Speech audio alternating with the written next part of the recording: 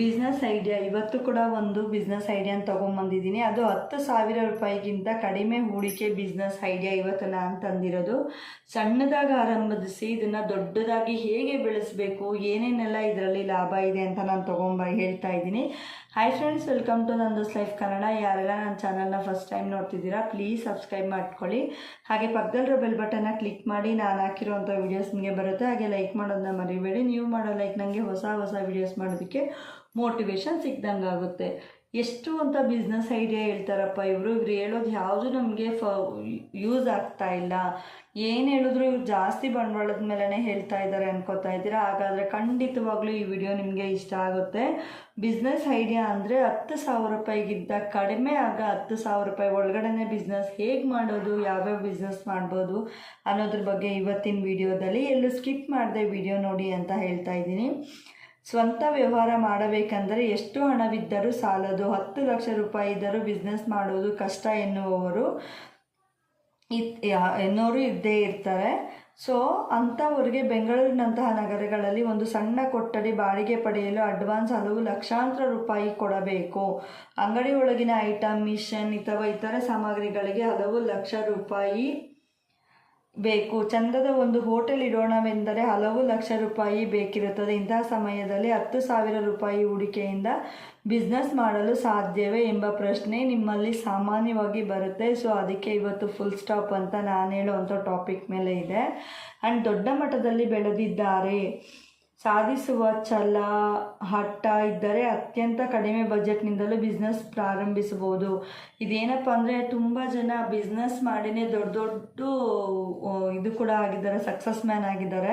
So ಅಂಥವರು ನಾವು inspiration ತೊಗೋತೀವಿ ಅಂದರೆ ಕೂಡ ನಮ್ಮ ಹತ್ರ ಅಷ್ಟೊಂದು ಅಮೌಂಟ್ ಇಲ್ಲ, ಏನಪ್ಪ ಮಾಡೋದು ಅಂತ ಹೇಳಿದಾಗ ಇದು ನಿಮಗೆ ತುಂಬ ಯೂಸ್ ಆಗುತ್ತೆ. ಛಲ, ಹಠ ಇದ್ದರೆ ಅತ್ಯಂತ ಕಡಿಮೆಯಿಂದ ಕೂಡ ನಾವು ತುಂಬ ಎತ್ತರಕ್ಕೆ ಬೆಳೀಬೋದು. ಆ್ಯಂಡ್ ಕಡಿಮೆ ಬಜೆಟ್ನಿಂದಲೇ ಬಿಸ್ನೆಸ್ ಆರಂಭಿಸಬಹುದು. 10,000 ರೂಪಾಯಿಗಳಿಗೆ ಉಪ್ಪಿನಕಾಯಿ ತಯಾರಿಸುವುದು, ಕೈಯಿಂದ ತಯಾರಿಸಿದ ಜ್ಯುವೆಲರಿ, ಕುರಕುಶಲ ವಸ್ತುಗಳ ಮಾರಾಟ, ಆನ್ಲೈನ್ ಟ್ಯೂಟರಿಂಗ್, ಬರವಣಿಗೆ, ವಿನ್ಯಾಸ, ಮನೆಯಲ್ಲಿಯೇ ತಯಾರಿಸಿದ ತಿಂಡಿ ತಿನಿಸುಗಳ ಮಾರಾಟ, ಲೋಕಲ್ ಡೆಲಿವರಿ ಸೇವೆ ಸೇರಿದಂತೆ ಹಲವು ವ್ಯವಹಾರಗಳು, ಉದ್ಯೋಗಗಳು ಕಡಿಮೆ ಹೂಡಿಕೆ ಬಯಸುತ್ತವೆ. ಸ್ಥಳೀಯವಾಗಿ ಜನರಿಗೆ ಏನು ಅಗತ್ಯವಿದೆ ಎಂದು ತಿಳಿಯಿರಿ. ಆನ್ಲೈನ್ ಮಾರುಕಟ್ಟೆಗಳ ಪ್ರಯೋಜನ ಪಡೆಯಿರಿ. ಸಣ್ಣದಾಗಿ ಆರಂಭಿಸಿ ದೊಡ್ಡದಾಗಿ ಬೆಳೆಯಿರಿ. ಏನಪ್ಪ ಅಂದರೆ ದೊಡ್ಡದಾಗಿ ನಾವು ಒಂದು ಬಿಸ್ನೆಸ್ ಮ್ಯಾನ್ ಆಗಬೇಕಂದ್ರೆ ಒಂದು ಸಣ್ಣದಿಂದನೇ ಸ್ಟಾರ್ಟ್ ಮಾಡಬೇಕು. 5 ರೂಪಾಯಿ 10 ರೂಪಾಯಿಂದನೇ ನಾವು ಸ್ಟಾರ್ಟ್ ಮಾಡಬೇಕಾಗುತ್ತೆ. ಆ್ಯಂಡ್ 10,000ದಿಂದ ಒಂದು ಉಪ್ಪಿನಕಾಯಿ ಸ್ಟಾರ್ಟ್ ಮಾಡ್ಬೋದು. ಈಗ ಮನೇಲೆಲ್ಲ ಹಳೆ ಕಾಲದ ಅಜ್ಜಿಗಳು ತುಂಬ ಚೆನ್ನಾಗಿ ಉಪ್ಪಿನಕಾಯಿ ಹಾಕ್ತಾರೆ. ಅವ್ರ ಕಡೆಯಿಂದ 1 ಟೈಮ್ 2 ಟೈಮ್ ಹೇಳಿಸ್ಕೊಂಡ್ರೆ ಸಾಕು. ಆ್ಯಂಡ್ ಈಗ ಎಲ್ಲರಿಗೂ ಒಂದು ಜ್ಯುವೆಲ್ಸ್ ಮಾಡೋದಾಗಿರ್ಬೋದು, ಒಂದು ಟ್ಯೂಷನ್ ಟ್ಯುಟೋರಿಯಲ್ಲು, ಮತ್ತು ಮನೆಯಲ್ಲೇ ತಿಂಡಿಗಳು ಮಾಡೋದು, ಇದ್ರ ಬಗ್ಗೆ ಎಲ್ಲ ತುಂಬ ಚೆನ್ನಾಗಿ ಗೊತ್ತಿರುತ್ತೆ. ಸೊ ಇದನ್ನು ಸ್ಟಾರ್ಟ್ ಮಾಡಿದ್ರೆ ಈಗ ಹೇಗೂ ಫೋನ್ಗಳಿದೆ, ಅದರಲ್ಲಿ ಆನ್ಲೈನ್ ಮಾರ್ಕೆಟಿಂಗ್ ಬಗ್ಗೆ ತಿಳ್ಕೊಂಡು ವಿಡಿಯೋಸ್ ಮಾಡಿ ಹಾಕೋದು, ಸೇಲ್ ಮಾಡೋದು, ಮನೆ ಹತ್ರ ಇರೋರಿಗೆಲ್ಲ ಹೇಳೋದು, ಇದು ಮಾಡಿದ್ರೆ ಖಂಡಿತವಾಗ್ಲೂ 10,000 ರೂಪಾಯಿಂದನೇ ಸ್ಟಾರ್ಟ್ ಮಾಡ್ಬೋದು. ಆ್ಯಂಡ್ 10,000ಗಿಂತ ಕಡಿಮೆ ಹೂಡಿಕೆಯ ಬಿಸ್ನೆಸ್ ಐಡಿಯಾಗಳು. ಆಹಾರ ಆಧಾರಿತ ಸಾಕಷ್ಟು ಬಿಸ್ನೆಸ್ ಮಾಡಬಹುದು. ಸಾಮಾನ್ಯವಾಗಿ ಕಡಿಮೆ ಶಿಕ್ಷಣ ಹೊಂದಿರುವವರು ಅದ್ಭುತವಾಗಿ ಆಹಾರ ತಯಾರಿಸಬಲ್ಲರು. ಮನೆಯಲ್ಲಿ ಅಜ್ಜಿಯಿಂದ ಕಲಿತ ಅಡಿಗೆ ಈಗ ನಿಮಗೆ ತಿಳಿದಿರಬಹುದು. ಈ ಅಡಿಗೆಯ ರುಚಿಗೆ ಮನೆಯಲ್ಲಿ ಕುಟುಂಬದವರಲ್ಲಿ ಆಗಾಗ ಹೊಗಳಿಕೆಯ ಮಾತುಗಳು ಕೇಳುತ್ತಾ ಬಂದಿರಬಹುದು. ಹೀಗಾಗಿ ಅಡಿಗೆ ಆಧಾರಿತ ಬೆಸ್ಟ್ ಬಿಸ್ನೆಸ್ ನಿಮಗೆ ಇದನ್ನು ಆರಾಮಾಗಿ ಮಾಡ್ಬೋದು. ನೀನು ಮಾಡೋ ಅಡುಗೆ ತುಂಬಾ ಚೆನ್ನಾಗಿರುತ್ತೆ, ನನಗೆ ಎಲ್ಲೋದ್ರೂ ಊಟನೇ ಸೆಟ್ ಆಗೋದಿಲ್ಲ ಅಂತ ಹೇಳ್ತಿರ್ತಾರಲ್ಲ ಮನೆಯಲ್ಲಿ, ಅಂಥವರೇನಾದರೂ ಇದನ್ನು ನೀವು ಸ್ಟಾರ್ಟ್ ಮಾಡಿದ್ದೀರಾ ಅಂದರೆ ಖಂಡಿತವಾಗ್ಲೂ ಸಕ್ಸಸ್ ಕಾಣ್ತೀರಾ.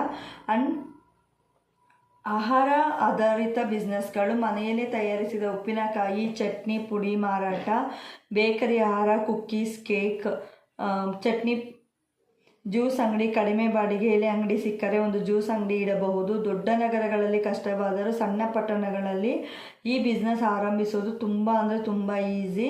ಮೊದಲು ಸಣ್ಣದಾಗಿ ಆರಂಭಿಸಿ ಜ್ಯೂಸ್ ಚೆನ್ನಾಗಿದ್ದರೆ ಮತ್ತೆ ಗ್ರಾಹಕರ ಸಂಖ್ಯೆ ಹೆಚ್ಚಿಸಬಹುದು.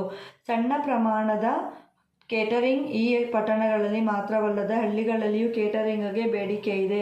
ನೀವು ನಿಮ್ಮ ಮನೆಯಲ್ಲಿಯೇ ಸಣ್ಣ ಮಟ್ಟದ ಕೇಟರಿಂಗ್ ವ್ಯವಹಾರ ಆರಂಭಿಸಬಹುದು.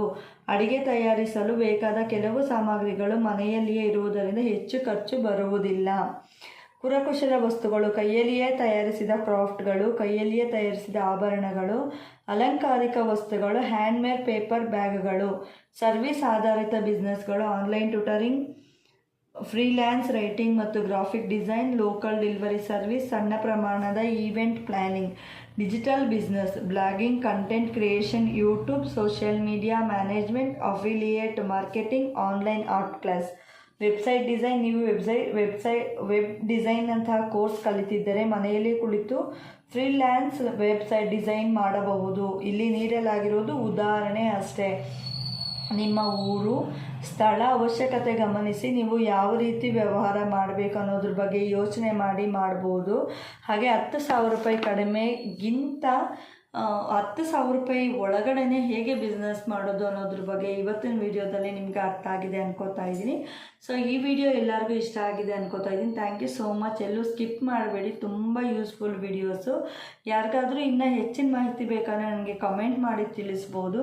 ಹಾಗೆ ಥ್ಯಾಂಕ್ ಯು ಸೋ ಮಚ್ ಇಷ್ಟೊತ್ತು ನನ್ನ ವಿಡಿಯೋ ನೋಡಿದ್ದಕ್ಕಾಗಿ. ಮತ್ತೊಂದು ವಿಡಿಯೋ ಜೊತೆ ನಾನು ನಿಮ್ಗೆ ಸಿಗ್ತೀನಿ. Thank you all, love you all, bye bye.